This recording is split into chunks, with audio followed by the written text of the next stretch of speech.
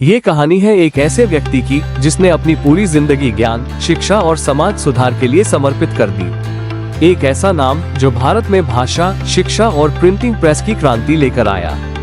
William Carey 17 अगस्त 1761 England के एक छोटे से गांव नॉर्थम्पटनशायर में एक गरीब परिवार में जन्मे विलियम केरी बचपन से ही ज्ञान के प्रति जिज्ञासु थे। उन्होंने खुद से कई भाषाएं सीखी और बचपन से ही धार्मिक ग्रंथों में रुचि लेने लगे। एक जूता बनाने वाले के बेटे केरी को शायद यह अंदाजा नहीं था कि उनका जीवन भारत के इतिहास में एक नया अध्याय लिखने वाला है।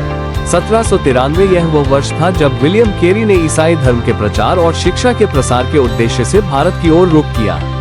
लेकिन ये सफर आसान नहीं था। आर्थिक कठिनाइयों और अनिश्चितताओं के बावजूद वो अपने संकल्प पर अडिग रहे।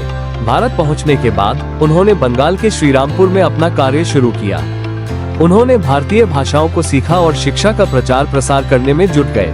विलियम केरी ने महसूस किया कि अगर लोगों तक शिक्षा और धर्म का संदेश पहुंचाना है तो यह उनकी भाषा में ही होना चाहिए। उन्होंने बंगाली, संस्कृत और हिंदी भाषा में कई ग्रंथों का अनुवाद किया और पहली बार बंगाली में बाइबल प्रकाशित की। इतना ही नहीं, उन्होंने भारत में पहला आधुनिक मुद्रणालय स्थापित किया और पहला बंगाली अखबार संवाद कौमुदी प्रकाशित किया। लेकिन केरी केवल शिक्षा तक सीमित नहीं थे।